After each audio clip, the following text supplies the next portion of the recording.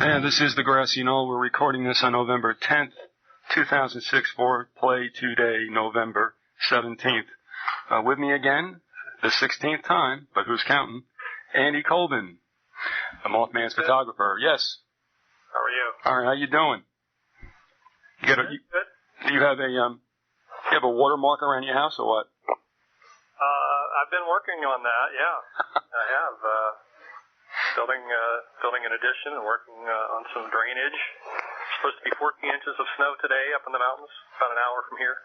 Does that mean anything to you later on or what? Later on, yeah. Skiing, yeah. No, but I mean, do you have a river nearby? Are you like in trouble when it starts to melt? Oh no, we're next to this enormous lake, Lake Washington. How did you make it out through the floods? We? Yeah, I mean, did you get hit like Oregon did and stuff?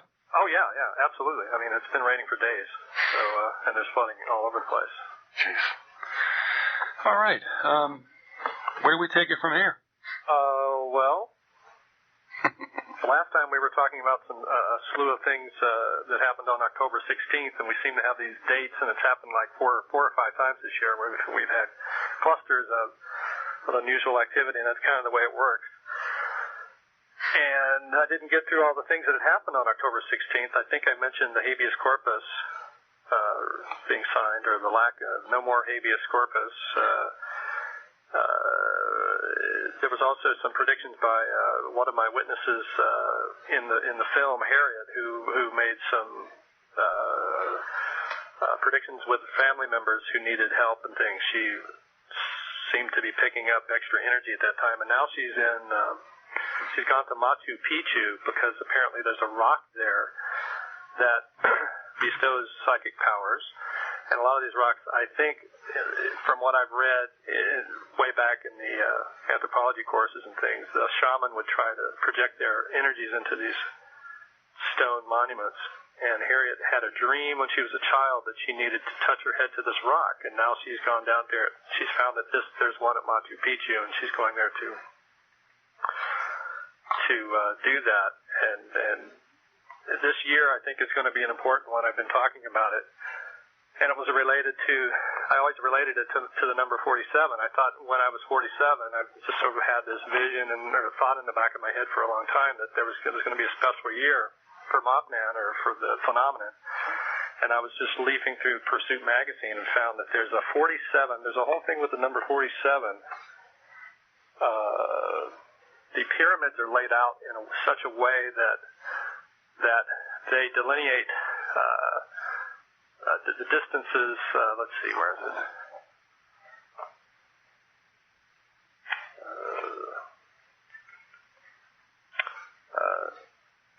The distance the Earth travels.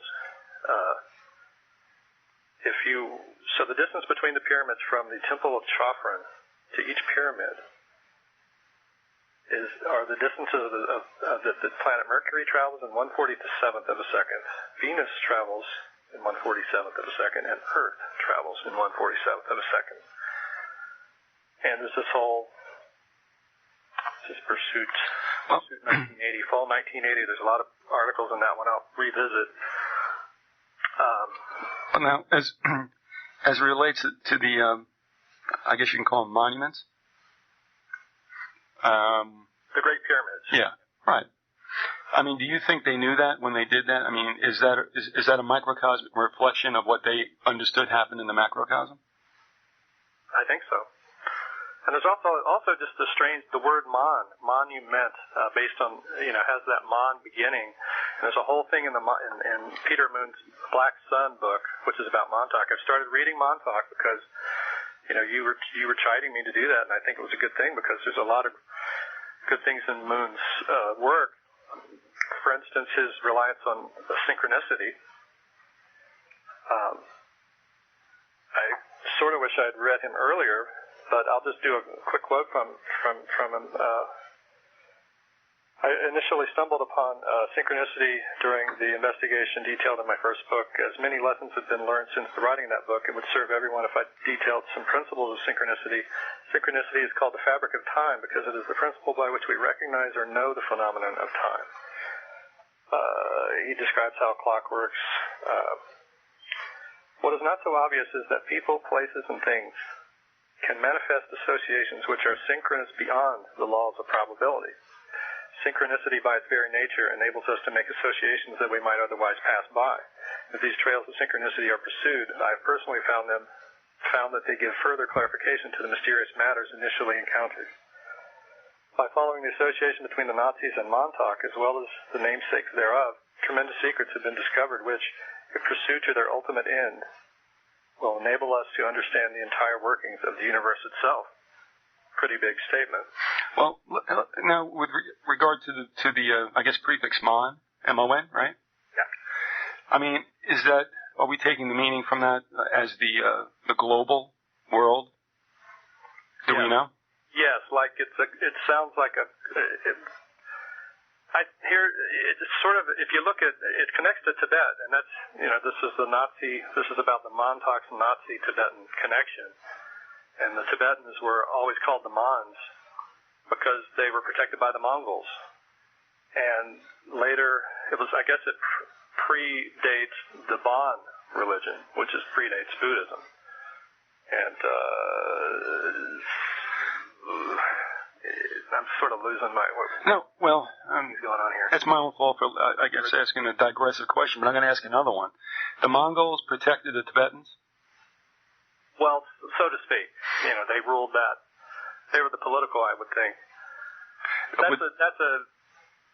He talks about the Mongols and how they... Yeah, that's what he says. I don't know if it's... Well, what about, did they not want to mess with the Tibetans because of the spiritual element there? Like, don't mess with the mojo? That's how I interpret it. Okay. All right. Me too. All right. Yeah, and there's the connection with the name Montauk. The Chinese sailed to America, and there's another article in Pursuit here. Pursuit from April '76. The Chinese were traveling. Were on the west coast by the 2200 BC. There's lots of evidence for it, and they were mining minerals and all kinds of stuff. So I think, to badly summarize Moon's work without having read much of it, I think he's sort of connecting these early incursions and things, explaining why there are these these Tibetan connections to America, or the names. You find the same names from Asia and things cropping up in America, predating everyone else. And the word Mon is sort of a root word for a lot of these names. And we know Mon pops up in Latin, and as a result we use it too in most of the Latin-speaking nations. But does Mon also, does that find itself also in the languages of Asians? What do you... that's a good question. Okay. But in here he talks about he somehow he's talking about Genghis Khan, and Genghis Khan was a Mongol, and Genghis Khan was born. There was something paranormal with his birth,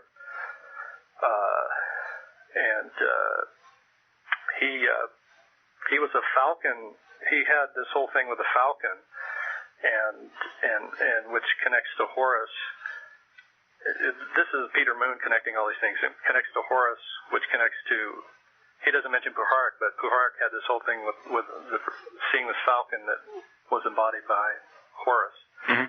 Similar to Dorji Shugden is embodying the spirit of Jay Sankapa while writing the Garuda.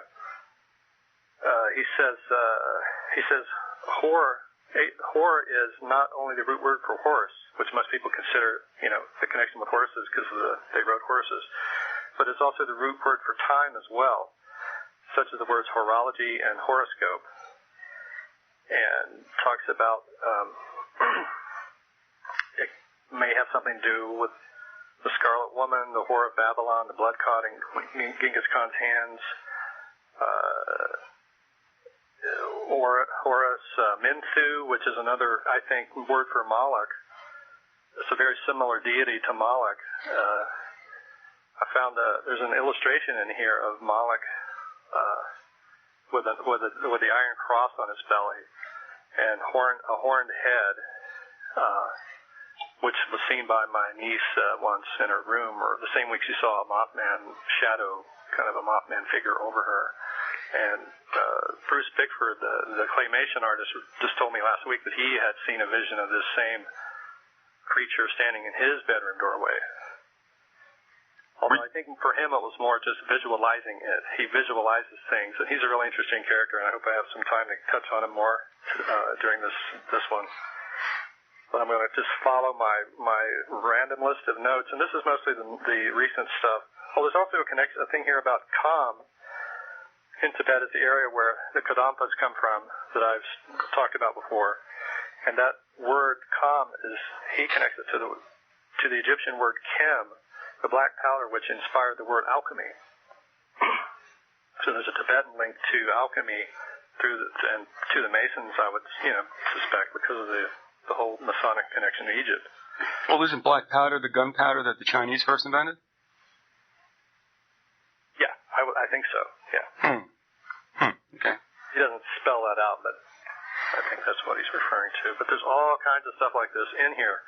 Just a whole, another researcher just using synchronicity to find what's underlying the apparent reality we're seeing. Well, I mean, this is being done to actually move away from the randomness of things, to show that there's some kind of, as you say, synchronicity or pattern that does run through the centuries. One more thing that Harriet had was she told me that she had heard my description of my sister's new house, the one that had the procession of the damned, and the various ghosts and murders that had happened there. And Harriet said, that's the house I dreamed about last spring, and I wrote you an email and described it all. That she had a pre-visualization of this house that Loretta was going to live in. So it's very strange, and I can't look it up because all my emails were lost. I don't know if I mentioned this, but all of my sent emails were just disappeared from my computer somehow. And so it's hard for me to go back and find out what's happened chronologically in the last 5 years. What service do you use? There's like Infinity Internet. So, yeah. No, because I'm dealing with somebody else who's written a book and has done a show for the first time and has raised apparently a great deal of an uproar. And the individual uses AOL. Do I have to say anything more? Well, I've heard some horror stories. I've never used it, but... oh, man. So, also on the 16th, we had Keel. It was announced that John Keel had a heart attack. He had the heart attack on the 13th, and it wasn't announced to the 16th. That was also... The 16th was also the day we finished our photo book or sent it off. But now, is there something about... I mean, what is it about 10/16? I mean, can you trace back anything why that date? No, I don't think. I think it changes all the time. I think each year it's a new date. All right. Would there necessarily, though, Andrew, be besides just that one date? I mean, could there be, shall we say, a date of heightened activity per, let's say, season? Well, yeah, there's certainly more activity on the equinoxes, and then on the cross equinoxes, the splits between the equinoxes, okay, of which Halloween is one. Okay. So, gee, I wonder if May 1st is one. I guess if we did the math, maybe we'd find out. Walpurgis Night? Early May is always, it's always got things going on, pretty much. I think it is, you can certainly say that certain ones are definitely going to have some things. But I think there's also some more random ones that are popping up that sort of just are ebbing and flowing with consciousness, whatever's going on culturally. And by the way, that Sci-Fi Channel special on Mothman has been, it's been widely criticized. But I liked how they talked about that.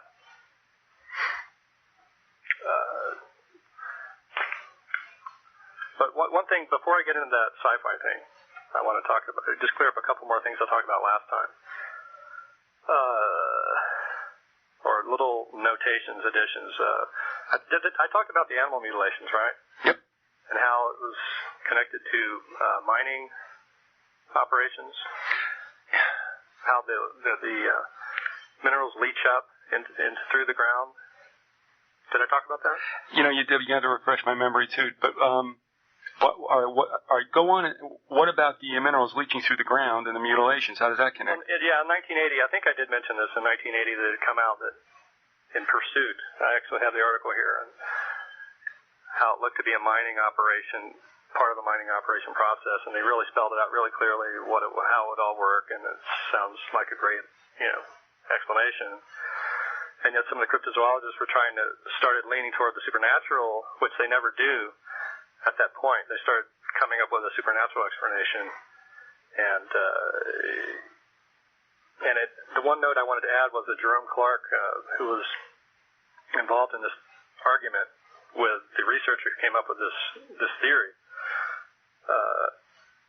admits in his rebuttal that he worked with a CIA agent in investigating the cattle mutilation phenomenon. And that's in that same Fall 80 magazine, I think. Yeah, here it is. And the article is by David DeWitt. He's got some good things in here. He mentions a Spector operation, like a global world banking syndicate of some kind, a cult, he calls it. And that's very similar to the Spectra name that was mentioned in conjunction in Clark's books. Supposedly Spectra was the vehicle for the Nine. Spectra, the computer, and I think it may have very similar to the Valis talked about by Philip K. How are they spelling Spectra? With a C-T-R-A, but then DeWitt is calling it a Spector with a K. Mm-hmm. And he has lots of. Well, he gives a whole. He asks the question. Would it be worth it for them to mutilate cattle? And he says absolutely. And he has all these figures on how much money they would save. He mentions Exxon, Arco, Gulf, Mobil, Commonwealth Edison, Pennsylvania Power and Light. Biogeochemistry uses analysis of organic tissue samples to find evidence of metal content or the location of mineral deposits. And then he has references to books like Applied Geochemistry, where it says research into unusual accumulations of elements by plants and animals must be continued. There is ample field of work open for innovative basic research, such as the type made on trout livers. DeWitt says the mutilation of cattle can be viewed as the second step of an exploration process, which begins with airborne surveys and concludes with a test drilling. And then another book, Trace Element Analysis of Geological Materials. Animal materials should be deep frozen upon return to the lab and kept in that condition. Samples may be freeze-dried and can then be stored at room temperature for an indefinite period. So there's a good reason why they would want to use that method. Okay. Another note from last time, I mentioned the cartoon link. And I had her witness, I didn't interview her, but, I interviewed her, but I don't have it on tape, but she has some strange Justice League programming.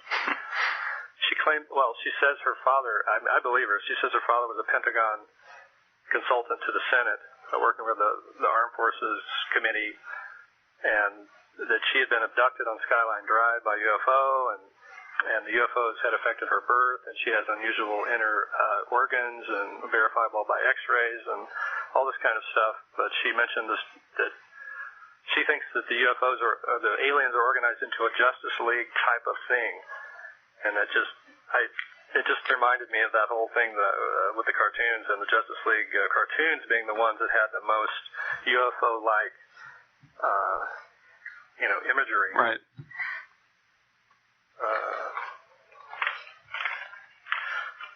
Other notes. Hotel Georgia in Vancouver is where we stayed when we visited first time. They hosted the viewing of the Patterson film, Bigfoot film, on October 26, 1967. That is right before the Silver Bridge collapse. Elvis stayed there, and Elvis had there's a whole book called Elvis and the UFOs, which apparently he really had, a whole thing with UFOs. He did. What else? That can explain his outfits. Yeah. Yeah. My designer who ran off to China, not with the Russian chick, but sort of influenced by the Russian chick, who had perhaps been surveilling Mothman research and myself. Before that, he had dated an Indian woman from Vancouver who claimed that she had been kidnapped by the Saudi royal family. I never forgot that. It was kind of just an unusual thing. I know. When you say Indian, are you talking about Asian Indian, or are you talking about Native American? Another little Saudi thing. By the way, they just went in with Gates on buying the Four Seasons. Did you see that? No. Because I think I'd mentioned earlier that they were staying at a hotel in Seattle for the last few weeks. And there were some strange things going on in the city at that time. They're still here, I guess, working on this deal with Gates now. So you have Gates, Saudis, Rockefellers, Buffett. Buffett links to Eric Stewart. I have this name written here, of MITRE Corporation. Oof. Yeah. Stewart was at the inception of the Internet, or was MITRE at the inception of the Internet? James Woolsey, CIA, was the vice president of Booz Allen Hamilton. And I can't remember what. I think I sent you the article on that. 911 in Virginia or something. Anyway. I mentioned the lady who was sort of running flack for Sarah Jane Moore, or trying to say there was no Manson link with Sarah Jane Moore. Her name's Jerry Spieler. Even though she claims there's no Manson Moore link, she does say that there's a Moore 911 link. Okay. What's with that? I don't know. These are nuts. I'm sorry. She cites James D'Alessandro. If you just do a search on her, GERISPIELER, you'll find her site, and in reference to a couple of books which they aren't actually for sale, or they weren't when I checked. She cites James D'Alessandro as saying Spieler unraveled Sarah Jane Moore. Sarah Jane Moore restructures her history at will. That's a quote. That's one of, I guess, that's what Spieler was saying about Sarah Jane Moore, that she restructures her history at will. Which means she's a liar. Or let's just say that she's not a real credible witness. Well, I'm guessing that's my notes. And I don't know if Spieler actually said that or what I was going for there. But Spieler worked for Gartner Group, LA Times, San Francisco Chronicle, Forbes, New York Times, Wall Street Journal. Husband is Rick Kaplowitz.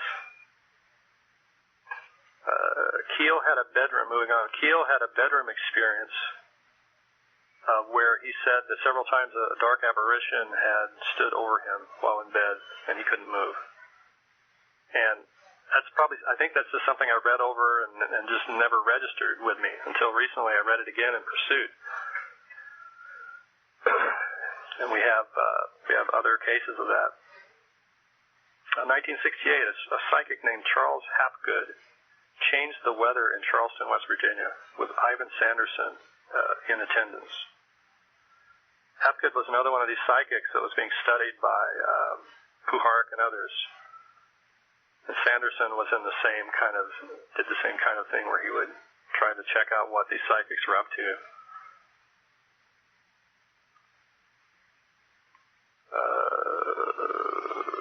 There's an Ekankar connection. One of the witnesses that Eugenia Macer's story interviewed, these folks the wife couldn't get pregnant, and then they had a UFO experience, and then she was able to get pregnant. Very dramatic turnaround, years and years of not being able to, and then suddenly she has a baby. They were Ekankar members. Ekankar is a religious group which has UFOs it has communication with alien beings at its very core. And one of my witnesses that I interviewed been an ekist for a long time. I think he's out of it now. But he was the one who told me that it's kind of secret, but that they do believe in aliens at the core. And it's also similar to Mormonism, I've been told by, in private for Mormons, that they believe the same thing. Do Mormons ever admit that their religion somewhat parallels or has the same trappings of Freemasonry? I don't know that they do. Okay. Admit that. That's not something I've ever really asked, but it's a good question. You take a couple. Look at some of their architecture, and it ain't. I don't think it's a coincidence. Okay, so there's a connection, at least from what you've seen. Also, there's a woman who runs a ministry, Cephas Ministries, and she lives close to me, who came out of Mormonism, and makes no bones about it. Here's my book. I sent my a copy to some witnesses, and did I mention my friend Bonnie, her response after she saw some of my photos? I don't think I read this. It says, your photos triggered a memory when I was 4. One day I was looking out the window, and what met my eyes were 2 men standing in my backyard dressed completely in black clothing with what looked like black masks with hoses coming from their noses, kind of Darth Vader-ish. I remember being very frightened and my mom pulling the blind really quickly and telling me not to look out the window. These guys were right up in the window from the outside. My mother explained that these guys were checking the gas. All the way is just something too weird and eerie, but now I have questions about their purpose. I didn't notice any kind of vehicle. My mother, before she died, reported to me that a cult was following her episodically throughout her life. Her mother was a beauty pageant queen, and they lived in the Bridgewater Triangle of Massachusetts, it's a triangle that I believe Loren Coleman popularized it. I don't know if he came up with it or not. But there's a NASA, like I said, a NASA station there. All kinds of unusual hairy creatures, the whole gambit. This phenomenon isn't, it's not limited to West Virginia by any means. There's just pockets all around the country. Do you know if... Well, just let me finish what sure. Mom said here. She said she couldn't elaborate because she didn't want to get me involved. I wasn't sure if she was having a medication reaction because I guess her mother was dying at the time. She was lucid and cogent in the rest of her conversation, so I tend to think this was, accurate. That what she's saying was real. I also discovered she had the bones in her body broken, all the bones in her body broken, as evidenced by x-rays done in a local hospital. She couldn't account for any of them. She denied that she had broken even one bone. But according to the docs, these were old breaks that were detected via x-rays.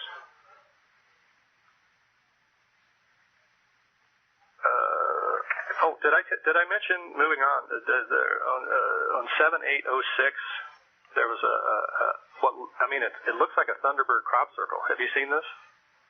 No. Uffington Castle in England, near Ashbury, Oxfordshire County. It looks like an Indian, like a native guy with an enormous feathers on the back that go all the way to the ground. And it almost even looks like he has his hair tied back in a ponytail. It's that detailed, but it looks like the back of a bird man in a circle.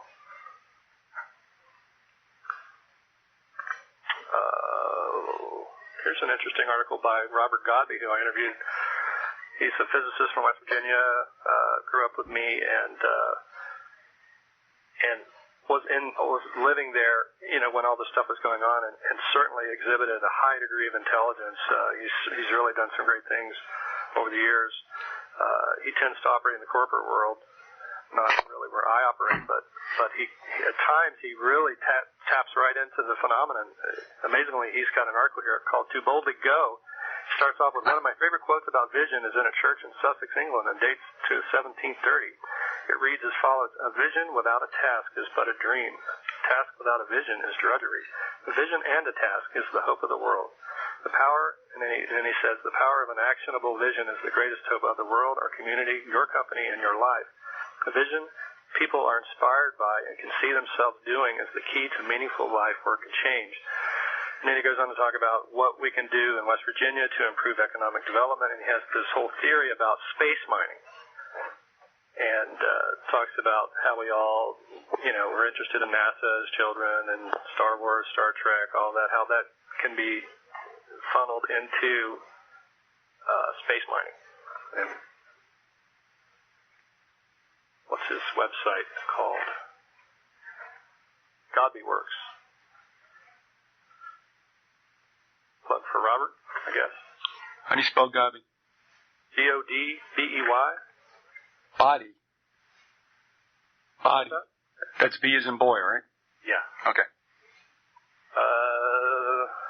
What have we got here? I tell you what, Andrew, we're at the bottom of the hour, so with all that we've been doing today and in the past shows, where these bits of information and such, they're not necessarily incorporated into the documentary that you did, but are you pulling this together also in future works?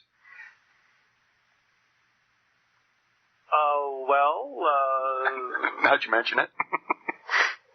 Well, we're just transcribing these interviews, and then we'll see what happens.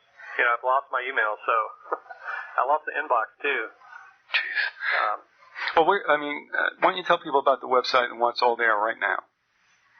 Okay, andycolvin.com. We've got links to buying the video, and in about a week, the book is The Mothman Photographer is going to be, and the DVD is also called The Mothman Photographer, but they're going to be the book is going to be up next week on Amazon, Target, and all the other Barnes and Noble, and so that's what they're telling me. So. All right, given that this is going to air on the 17th, which is about a week from when we're recording this, you're figuring it's going to be out before Thanksgiving without a doubt, right? Yeah, according to them. Okay. It'll be, yeah. Definitely. Okay. All right, everybody will look for that right now. Do not fold, spin, or mutilate this program. Vyzygoth's Grassy Knoll continues. You know, one thing that I realized, speaking of Lauren Coleman, he recently had an article about the Dover Demon, and I checked it out.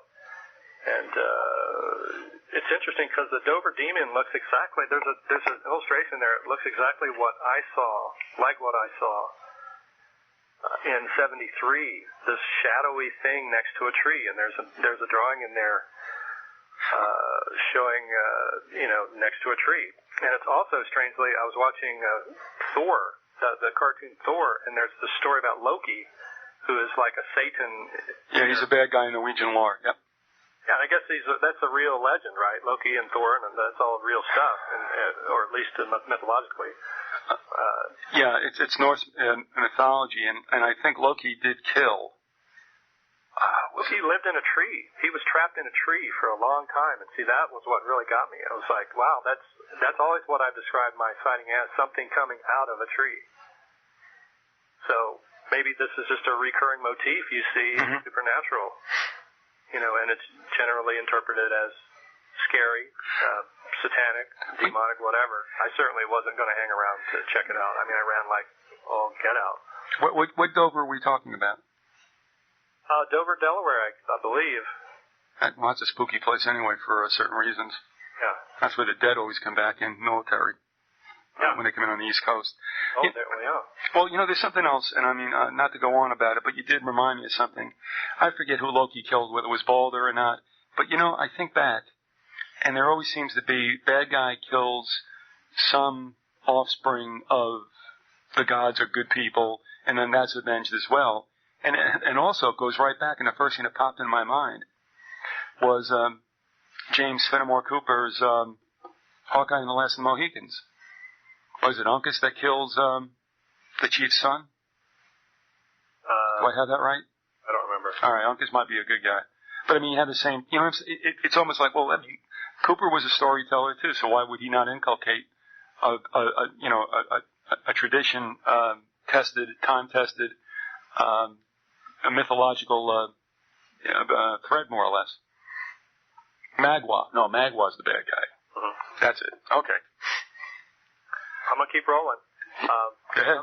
There's a group called the Kalavni Group, which is very similar to my name, Colvin. Kalavni in Argentina that just recently investigated a mystery explosion in Uruguay. Just a note. Sure, it means no connection, but faces and leaves thing. Okay. On my bio page of my book, there's instead of putting my face, I put a leaf with 2 eyes cut in it. Well, it's just something I found. And something about the shape and everything connected with me. And And then I recently met Bruce Bickford, or actually spent some time with him. And he has bags full of hundreds of leaves that he has cut faces into. And he says that he wanted me to come and visit because he wants to do a movie on Mothman. And he has he's thinking that he wants to use these faces as he would depict Mothman in this way, using these leaf faces. And I don't know if you've ever seen his work, but it's just mind-boggling. Claymation that he did for Frank Zappa. That's what he's mostly known for. Mm-hmm. If you've ever seen these, they're really hallucinogenic. And he's still doing that work, and is really interested in Mothman. And he told me that he thought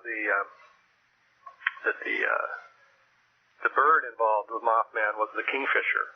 That the qualities of the kingfisher were the ones associated with the Birdman. And he showed me some Chris knives from Southeast Asia that look like a Garuda. They look like a Garuda cross. They also looks like the things that the Garudas often are stamping on or coming out of. One thing I noticed about a Garuda statue was that it's not that he's stamping on this serpent. It's also, in a way, if you view the serpent as electricity or earth energy, you could see that you could interpret the Garuda as coming out of that as well. Bickford says here, Moloch or Marduk. Oh, yeah, okay. The Moloch connection, I just mentioned that, where Moloch looks like the satyr, and Bickford saw the satyr. What else? Well, I guess that's the main thing I wanted to say about Bickford. Let's go back here. The James Dean Death Car connection. I want to blast through this really fast. James Dean Death Car is a whole thing. Spider. Deaths associated with his car. I'm sorry? The Spider. That was the car. Yeah, and he was from Indiana, and when I was in Indiana, I dated a woman from Indiana. I had the strange car that I had, the one that blew up after the one that Linda Blair's boyfriend had owned. That was all in Indiana. Most of the time that I had the car, I was visiting Indiana. But Dean dated someone named Vampira, the famous TV personality. Elvira? Not Elvira, Vampira. She came before that. Okay. I think she may have been in those Bela Lugosi, a couple of those cheap Bela Lugosi. Yeah, okay. Roger Corman, yeah. But she apparently put a curse on it. But there's a guy who wrote, there's a connection between Manson and Dean, and that the guy, there's an author named Gilmore who claims he dated Dean. Like Dean was gay, and he dated him. And Dean and Gilmore was very interested in Manson and wrote a book on him. And so there might be a connection with the occult, this death car and Manson even, or at least, that was the circle that they all ran in. I guess, but Manson came later than Dean, right? What year did Dean die? Pretty early in the 60s, right? 55 or 58. I think 55, it sticks in me for some reason. But also, who probably would know a lot about that, but he's weird enough as is and probably wouldn't talk about it, is Dennis Hopper. Yeah, well, yeah. I ate lunch with him a few times on the Texas Chainsaw Massacre set. Hopper? Yep. And he is a great guy, I can tell you that. And he's really down to earth. But moving on, the Deja Vu billboard is the next. I've seen this Deja Vu billboard for a movie called Deja Vu with Denzel Washington coming out November 22nd. The picture, and there's a blowing up bridge, a sabotaged bridge in his left shoulder of the billboard. I saw this and I thought of the left shoulder because the left shoulder, a lot of these entities that have been photographed tend to appear over people's left shoulders. And there's these old rumors, myths, wives' tales or whatever about death and coming from the left and paranormal coming from the left. Well, the whole idea of left-handedness is sinisterness, so left is always bad. Well, I saw this poster and I immediately thought, they're going to have some terrorism on November 22nd. But, I don't want to get into the prediction business, but because there's this whole thing in the Downard literature, and Michael Hoffman, if you follow all that stuff, that these things come forward in the media before they happen. And we talked about it, Well, Andy, that's on my site, and Valentini has even gotten more and more. What's that? Well, on my site on the Fiasco photos are probably 80% of the, and these are not subliminals. They may come quickly, but they're there. All the 9/11 implants in movies prior to 9/11, 2001. Absolutely. And I mean, I'm not going to go through the whole 9 yards, but when you take a look at like the Super Mario Brother movie in '93, and they've got both towers being struck by aircraft, you got to wonder. Moving on, the Mothman's photographer name has a double meaning, and I wanted to explain this because I think some people think that I'm trying to hype the photo that my sister took of Mothman when I say the Mothman's photographer, but I'm not. But that name came before I even discovered the photo, or she discovered it. It's just a random picture that nobody ever looked at because it was a bad picture. So, but the name, I came up with the name because I felt like I got my creative talent from my experiences. So in some respect, I was just saying I'm the Mothman photographer in the sense that I probably wouldn't be doing this if it wasn't for him. And yet now it has another meaning. And I just, I don't want people to think that I'm trying to sell this photo, which, by the way, and I think I mentioned that there was this other photo, the kind of a hoax photo. Mm-hmm. It came out before yours, and you thought that it was a deliberate sabotage? Oh, no, mine came out first, and then it came okay. later. You said that last time around. Okay. One of the things about Bigfoot, he has these files. He does random notes like I do, works very synchronistically, randomly. It was almost difficult to have a conversation with him because right before every time I would think something, he would say it. I mean, it was really unusual. But he makes all these files. I'm convinced he's totally psychic. He would never probably describe himself that way.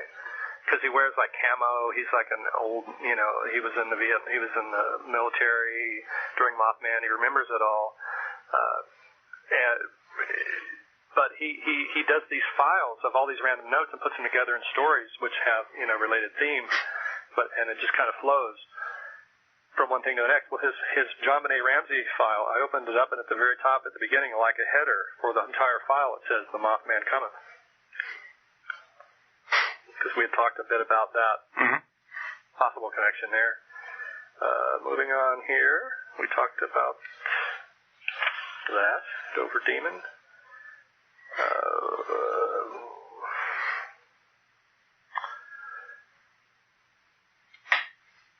Let's see, Saudis. Oh, Economic Hitman saw a Black Jesus. The book Economic Hitman is a good book. I recommend it. He's an agent for the world bankers, you might say. He was recruited by the NSA in college, and you kind of get the impression that he was an NSA agent, but he's not really saying he was. They more or less manipulated him indirectly by just paying him a lot of money via a private corporation to go in and ruin the economies of, make these false estimates about power usage in various countries. And so he's an agent for the world bankers, if you will. If the world, as the world bankers were known back during the days of Mothman, when the notes were being passed around about their involvement. He saw a Black Jesus vision with an auto axle through his head, with one wheel on the end, like a halo. I just thought that was odd. Well, yeah. Yeah. Should be in the Whitney or the Guggenheim. I looked at an old photo and noticed that the Citibank uses the cross. The circle and the cross in a circle symbol, which is associated with the winged disc. Okay, all right. Say that again. It's a cross inside a sphere. Yes. Also, there's a crown image in one of my old paintings that's in the book. I had this obsession with trying to get this crown into the picture. I remember that. And I didn't have any rhyme or reason for it. And it's on the character, the Wiz character that I portrayed for a while doing performance art with it. And it's sort of a Mothman, figure, and putting that crown on it in a way is I think maybe some subconscious connection, link to the king Moloch, who is the whole thing with children and the sacrifice of children to the king. Mm-hmm. There's some of the Buddhist drawings of the chakras look very much like the Garuda. In fact, they have wings coming out, a serpent, and then above the wings, one of these spiral Indra nets, which it's similar to what I was talking about before. Puhark did experiments where he flashed strobe lights and caused people to see this whirling vortex, and this is the net of Indra, as it's called in the Hindu, and that's one of the symptoms, if you will, that you have when you are connecting to the eighth sphere. It's basically in the position of the eighth sphere, and it has this mini jeweled lotus that goes on into infinity. So when you see it, it literally looks like you're looking at the underlying reality. Is all I can say. I've seen it 2 or 3 times, just randomly there, in certain situations, and there's no real. I can't figure out why I see it at certain times, but I'm seeing it now on this image of the chakra system that I have up on my computer. All right, I'm going to interrupt you because we'll be doing these shows forever. So if you can spare me just a minute or two, because of the season that's coming up, and because of just what you said about the wing chakras. Also, by the way, the net of Indra is also related to Indrid, named Indrid. Right. Okay, now I'm going to ask you something. If you know about it, fine. We can talk about it another time, but just see if this rings any bells. I'm thinking of The Wizard of Oz. I'm thinking about the movie What's with the Winged Monkeys. Does this have anything to do with Garuda or anything like that as far as you know? I remember talking about this. You asked me this before, and I think it's just a subliminal. I mean, it's just an outcropping of it. It's just another manifestation of someone interpreting it, I think. Yeah, I asked you that before? Yeah. Oh, that's not good for me. One other thing I'm going to tell you also is this bit about, what did you say, Chase, with the across inside a sphere? All right? Yeah. Think Bayer. Oh, yeah. And the thing is, that logo is morphing a little bit more into the Iron Cross if you take a look at it, especially as it applies to the logos over in Germany, Gesellschaft and all that stuff. I don't think it's a coincidence. Because Bayer was part of the IG Farben, the industrial giant behind Hitler, for whom John Paul II worked. I'm done. Well, great. No, it's just because all those characters, like the whole Robert Barron family, what I'm saying, they all have a certain spirit, if you will, of fascism in it. And when they disassembled IG Farben at the Nuremberg trials, they brought them back together over here in pieces, and they were Bayer, Bassett, and Hoax, which is now known as Aventis. Funny that 2 of them should be in the pharmaceutical business. I'm done. Well, I think we covered a lot. I'm looking at this last 20 in the list of 100, and they're not that super important. Don't say that. Well, Jeff Rentz has 3 brothers in Cleveland. Oh, come on. A connection with him, and his dad was a Douglas aircraft PR person. How'd you find that out? Where did I find that? Doesn't say. The reason why is that Wing TV crawled up one side of him and down another, as to his credentials and stuff like that, and his. And the only thing I knew is that apparently he had one brother out on the West Coast that was involved in mainstream, news. Not that I care either way, but they were trying to look for stuff in his past, and they thought it was rather absent. His webmaster is named James Neff. Yep. The last name is the UFO researcher who covered Woody Derenberger. Neff? So in other words, you don't know there's any kind of familial situation there, but it's the same last name. Well, and I guess that his parents were Architectural Digest socialites, which may have put them in the Walker Bush circle. So could there be a possibility back east that the Rentz family and the Neff family knew each other then? I don't know. Okay. It's just a name game thing, really. But I think the dad working at Douglas Aircraft puts him in connection with Hughes and all that, the whole gemstone thing. Or possibly in connection with it. All right.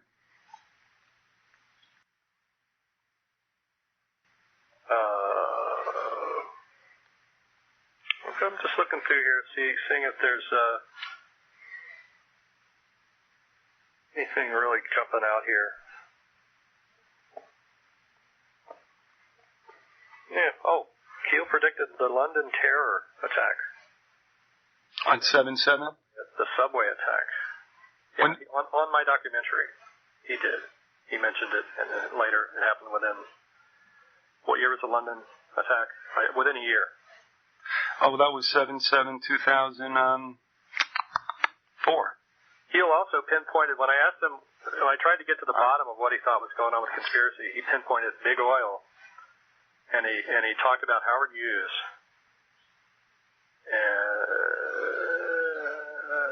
What else? That's a nice point, though. He really, and he basically was saying it wasn't the government, it was private. It was private, and then he talked about Hughes, or someone like Hughes, probably being behind it.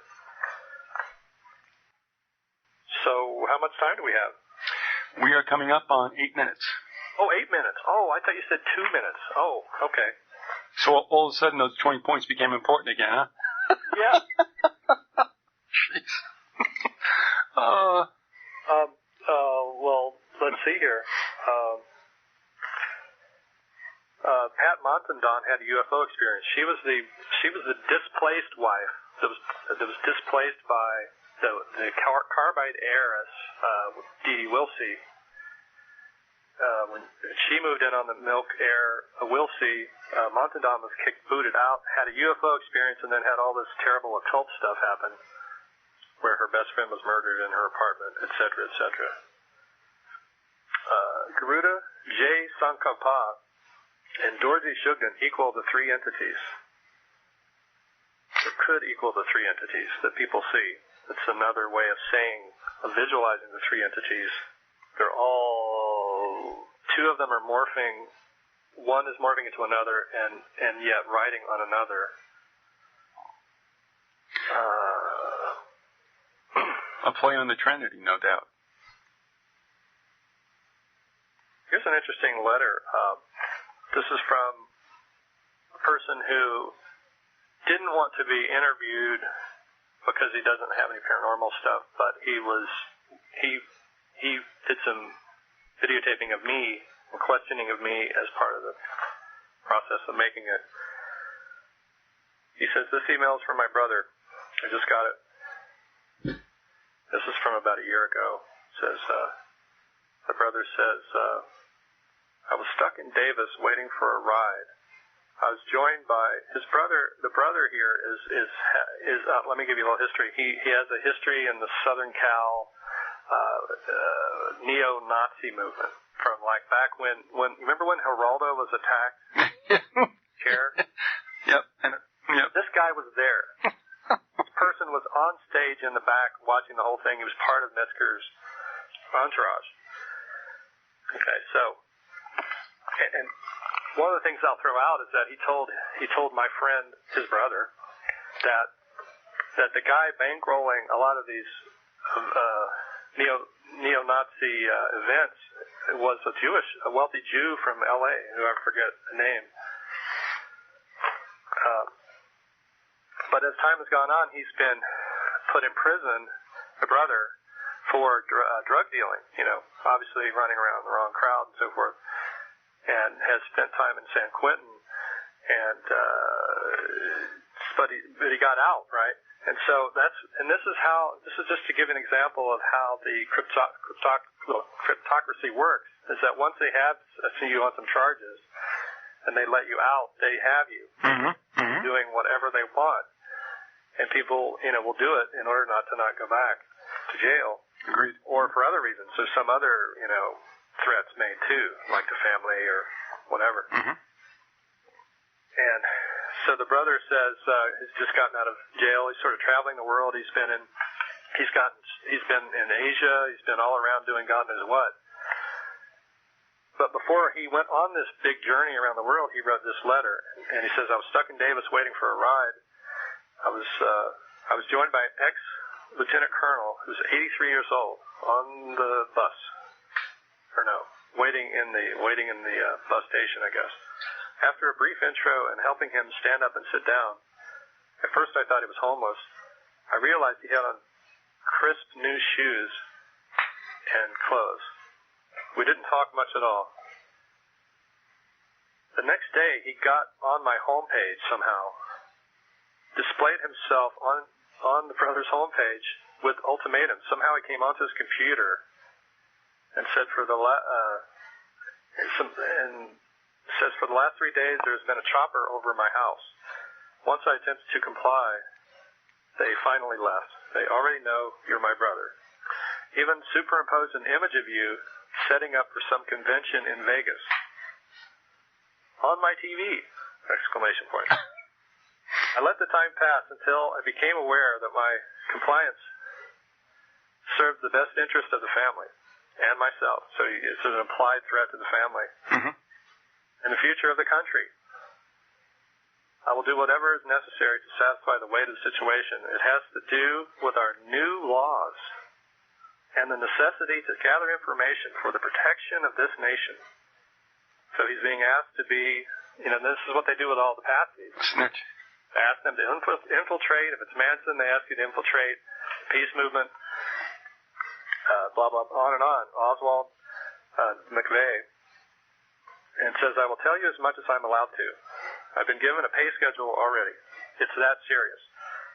With that, I was also given a time with which they'd appreciate some results. I realize this doesn't make a lot of sense. We will simply refer to this as my up-and-coming marriage. It's more than likely they realized I'd need your help setting this up, but maybe not. Once I'm up and running, you'll never know this to be more than that I'm an electrical project manager. That's it. Nobody else involved or you. Just try to help me get this done is all I can ask. It's for the good of the country. Well, we better hold it there, big guy. I'm sorry? I said we better hold it there. Okay. All right. All right. Let me say goodbye to everybody, and if you'll hold the line, we'll talk about it the next time, if you will. All right. This is the Grassy Knoll. We've had on Andrew Colvin. We will talk to you, we'll see you Monday. Take care. This program is produced by Vyzygoth Incorporated. Any rebroadcast or use of this program without the express consent of Vyzygoth Incorporated is strictly encouraged. I'm Phil McCracken, the voice behind the voice, and thank you for listening.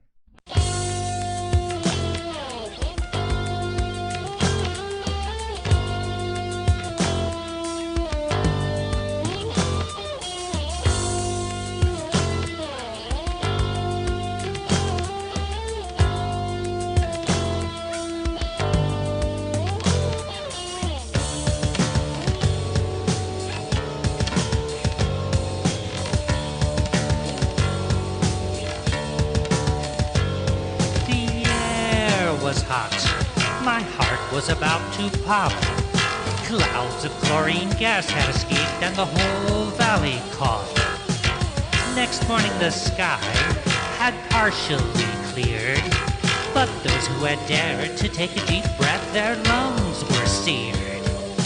This is Charlie Manson Street. Chemical plants produce the heat. Sarah Jane Moore's hillbilly store, drinking from stills, breaking the floor.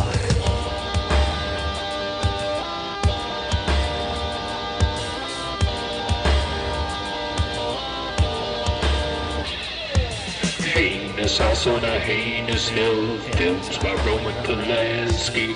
Heinous dog on a heinous cat, heinous things perverted as that.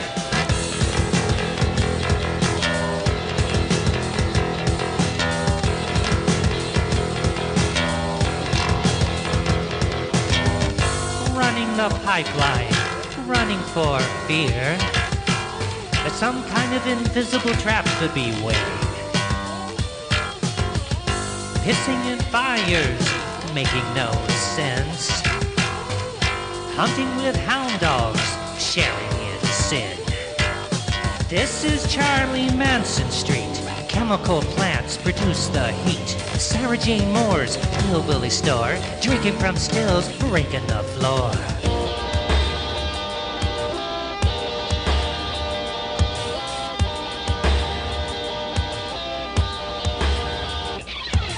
Heinous hair on my heinous head, borrowing Squeaky's Crisco. Heinous blues driving me to heinous things I'll never take back.